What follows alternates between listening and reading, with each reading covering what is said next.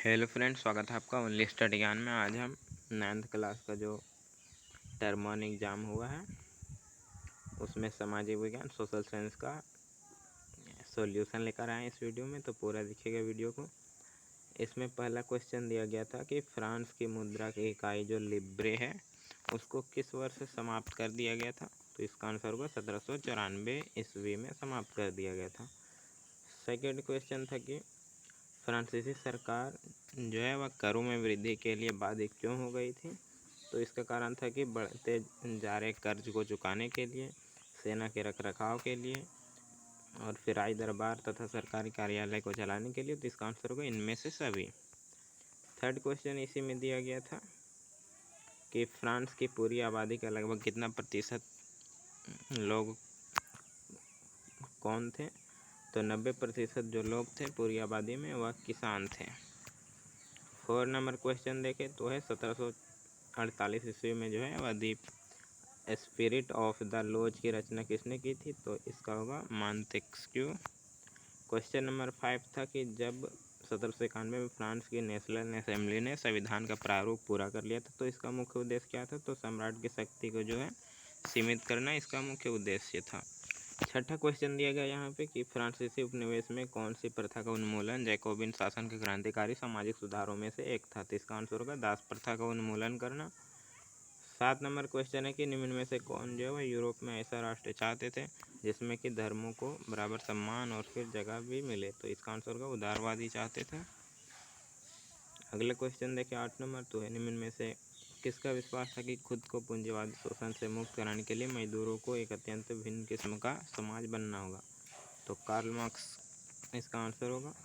9 number question है कि Finland, Latvia, Lithuania, Estonia और पोलैंड के कुछ हिस्से जो है वह किस साम्राज्य के अंग थे। तो इसका आंसर होगा रूसी साम्राज्य के अंग थे। नेक्स्ट क्वेश्चन 10 नंबर है कि मार्क्स के विचारों को मानने वाले समाजवादियों ने 1898 में किस पार्टी का गठन किया। तो इसका होगा RSDP पार्टी, जो कि है Russian social democratic workers party. 11 number question है कि 1914 ईस्वी में यूरोप में दो गठबंधों के बीच युद्ध हुआ था। एक खेमा में जर्मनी, ऑस्ट्रिया तथा तुर्की थे तो दूसरे खेमा में कौन से देश थे। तो इसका आंसर होगा फ्रांस, ब्रिटेन व रूस। इसमें इटली और रोमानिया बाद में जुड़े थे। अगला क्वेश्चन दिया गया था 12 नंबर की पूर्व देशांतर रेखा जो कि भारत की मानक यामियोत्तर रेखा मानी जाती है वह किस राज्य और शहर से गुजरती है। तो उत्तर प्रदेश के या मिर्ज़ापुर शहर से गुजरती है।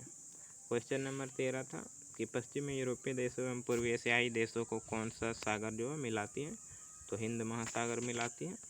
अगला क्वेश्चन है 14 नंबर की भारत की भूमि की सीमाएं उत्तर पश्चिम में किस देश के साथ जुड़ी हुई है। तो पाकिस्तान और अफगानिस्तान के साथ होगा। कुछ इस टाइप का होता है भारत का नक्शा। तो यहाँ पे पाकिस्तान और अफगानिस्तान है। अगला क्वेश्चन 15 नंबर है कि सतलुज और सिंधी नदी के बीच में जो हिमालय का भाग है उसे किस नाम से जाना जाता है। तो इसका आंसर होगा पंजाब हिमालय उसे कहा जाता है। 16 नंबर क्वेश्चन है पटगाई, नागा, मिजो और मणिपुर जो है निम्न में से किसके नाम है। तो यह पहाड़ियाँ या फिर पर्वतों के नाम दिए गए हैं। 17 नंबर क्वेश्चन था कि भारत का उत्तर मैदानी जलोढ़ मृदा जो पाई जाती है उसका निर्माण किन नदियों के द्वारा हुआ है। तो उत्तर में जो गंगा, सिंधु और ब्रह्मपुत्र 3 नदियों के द्वारा होता है। 18 नंबर क्वेश्चन है कि किन कारणों से भारत का उत्तरी मैदान जो है कृषि की दृष्टि से सर्वाधिक उत्पादक क्षेत्र माना जाता है। तो इसका आंसर होगा समृद्ध मृदा आवरण, प्रचुर पानी की उपलब्धता, अनुकूल जलवायु, इनमें से सभी इसका आंसर होगा। 19 नंबर क्वेश्चन है कि मानसरोवर झील जो है किस देश में स्थित है। तो इसका आंसर होगा तिब्बत, चीन भी बोल सकते हैं लेकिन तिब्बत है इसका आंसर। अगला क्वेश्चन 20 नंबर है कि सतलुज, ब्यास, रावी, चेनाब और झेलम आपस में मिलकर पाकिस्तान में जो है मीठान कोटी के पास किस नदी में मिल जाते हैं। तो सिंधु नदी में 5 नदियों का मिलन होता है, संगम। 21 नंबर क्वेश्चन है कि कश्मीर घाटी एक प्रसिद्ध झील का नाम क्या है कश्मीर घाटी में। तो डल झील है। क्वेश्चन नंबर 22 देखिए तो झीलों का निर्माण से क्या लाभ होते हैं। तो जल विद्युत उत्पादन में सहायक होता है, आसपास के क्षेत्र की जलवायु को सामान्य बनाता है और प्राकृतिक सुंदरता व पर्यटक को भी बढ़ाता है। इनमें से सभी इसका राइट आंसर होगा।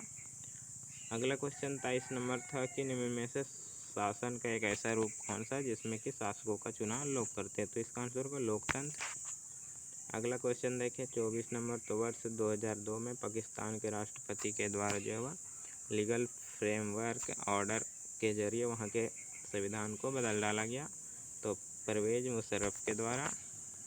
अगला क्वेश्चन है 25 नंबर कि लोकतंत्र के विपक्ष में दिया गया एक तर्क कौन सा है?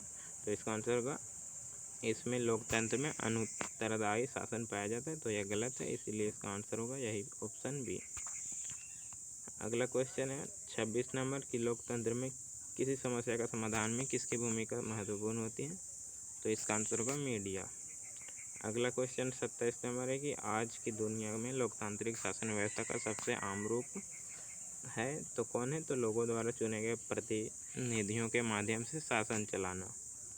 28 नंबर क्वेश्चन है कि नेल्सन मंडेला को दक्षिण अफ्रीका से सबसे भयावह जेल में 28 वर्षों तक रहना पड़ा था, वह जेल किस द्वीप में है?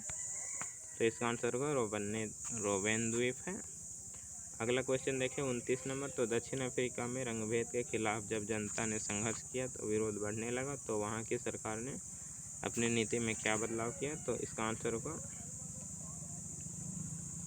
इनमें से सभी। इसका आंसर होगा इसमें भेदभाव वाले कानून को वापस ले लिया गया, राजनीतिक दलों पर लगा प्रतिबंध को हटा दिया गया और नेल्सन मंडेला को आज़ाद कर दिया गया। इनमें से सभी इसका राइट आंसर हो जाएगा ऑप्शन नंबर 4। 30 नंबर क्वेश्चन है कि लोकतंत्र शासन वाले देशों में किसका होना जरूरी माना जाता है? तो इसका आंसर होगा संविधान का होना जरूरी माना जाता है लोकतंत्र में। 31 नंबर क्वेश्चन है कि भारत देश ने किस आधार पर हुए बंटवारे की विभीषिका झेली थी? तो इसका आंसर होगा धर्म के आधार पर, जो कि भारत और पाकिस्तान का विभाजन हुआ था धर्म के आधार पर ही। क्वेश्चन नंबर 32 है कि संविधान प्रमुख रूप से क्या काम करता है? तो लोगों के बीच जरूरी भरोसा और सहयोग विकसित करता है, सरकार के अधिकारों को सीमित कर देता है और समाज के गठन के लिए लोगों के आकांक्षाओं को व्यक्त करता है। इनमें से सभी इसका राइट आंसर है। अगला क्वेश्चन देखें 33 नंबर। तो है पालमपुर के निकट बड़े गांव का नाम क्या था? तो इसका आंसर होगा रायगंज। अगला क्वेश्चन देखें 34 नंबर। तो है भूमि मापने की मानक इकाई क्या थी? तो इसका आंसर होगा हेक्टेयर था। नेक्स्ट क्वेश्चन 35 नंबर था कि भारत के गांव में उत्पादन की प्रमुख गतिविधियां क्या थी? तो इसका आंसर होगा अभी भी खेती ही है। क्वेश्चन नंबर 36 है कि लघु उद्योग, लघु विनिर्माण, परिवहन, दुकानदारी, डेयरी जो किस प्रकार की क्रिया है? तो यह गैर कृषि क्रिया है पालमपुर की। क्वेश्चन नंबर 37 है कि आर्थिक विकास की दृष्टि से कौन सर्वाधिक महत्वपूर्ण है? तो इसका आंसर होगा मानवीय पूंजी। अगला क्वेश्चन देखें 38 नंबर। तो निम्न में से कौन से कारक जनसंख्या की गुणवत्ता को बढ़ाते हैं? तो साक्षरता दर, लोगों के स्वास्थ्य, कौशल निर्माण, इनमें से सभी इसका राइट आंसर होगा। अगला देखें 39 नंबर। तो ऐतिहासिक और सांस्कृतिक कारणों से परिवार में महिला और पुरुष के बीच किसका विभाजन रहता है? तो श्रम विभाजन रहता है। लास्ट क्वेश्चन इस एग्जाम का था कि किस प्रकार की जनसंख्या अर्थव्यवस्था पर बोझ रहती है? तो निरक्षर व अस्वस्थ व्यक्ति जो है जनसंख्या अर्थव्यवस्था पर बोझ रहते हैं। तो वीडियो अच्छा होगा तो लाइक कमेंट चैनल को सब्सक्राइब कर लिया और दूसरे विषय का आंसर शीट चाहिए तो कमेंट कीजिएगा। धन्यवाद।